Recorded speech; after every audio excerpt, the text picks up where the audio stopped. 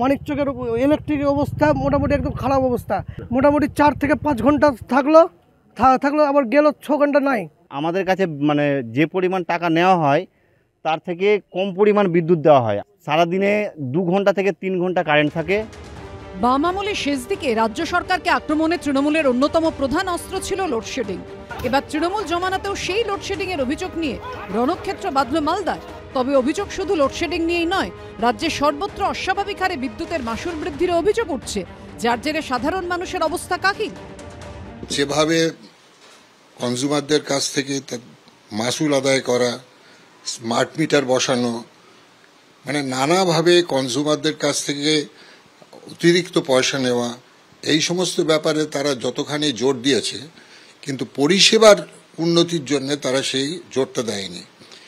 এবং এটা ঘটনা যে পশ্চিমবঙ্গের বিভিন্ন জায়গাতে লোডশেডিং হচ্ছে এবং মালদাতে গত 6 মাস ধরে প্রতিদিনই প্রায় রাত্রে লোডশেডিং হচ্ছিল।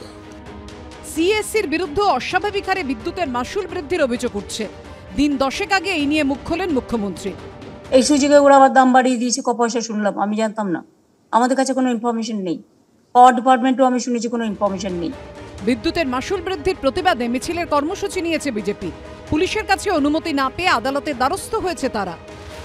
বিদ্যুতের সর্বাধিক দাম পশ্চিমবঙ্গে, নিয়ন্ত্রণহীনভাবে পিছনের দরজা দিয়ে দাম বাড়ালেন, মানুষকে না জানিয়ে দাম বাড়িয়ে দিলেন।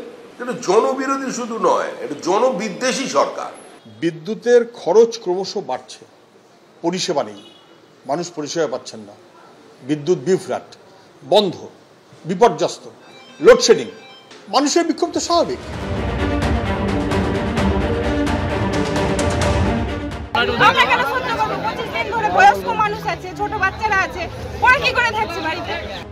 মালদার ঘটনায় এডিজি আইন শৃঙ্খলার তরফে বিবৃতিতে জানানো হয়েছে, এলাকায় অনিয়মিত বিদ্যুৎ পরিষেবার বিরুদ্ধে প্রতিবাদ জানাতে আজ মানিকচক থানার এনায়েতপুরে স্থানীয় মানুষ রাস্তা অবরোধ করেন। পরিস্থিতি নিয়ন্ত্রণ করতে আইসি মানিকচক ঘটনাস্থলে পৌঁছতে জনতা আরও উত্তেজিত হয়ে ওঠে। জনতা পেট্রোল বোমা, ইট এবং লাঠি নিয়ে পুলিশকে তাড়া করে। নিকটস্থ একটি বাড়িতে আশ্রয় নিতে বাধ্য হন আইসি সহ অন্য আহত পুলিশ কর্মীরা। ঘটনায় কিছু স্থানীয় মানুষ আহত হয়েছেন, যাদের মধ্যে 2 জন হাসপাতালে চিকিৎসাধীন।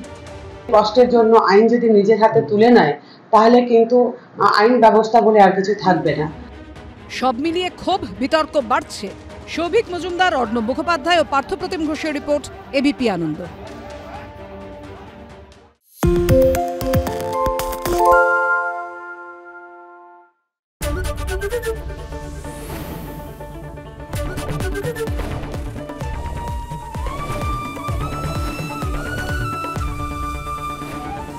এবিপি আনন্দ, এগিয়ে থাকে, এগিয়ে রাখে।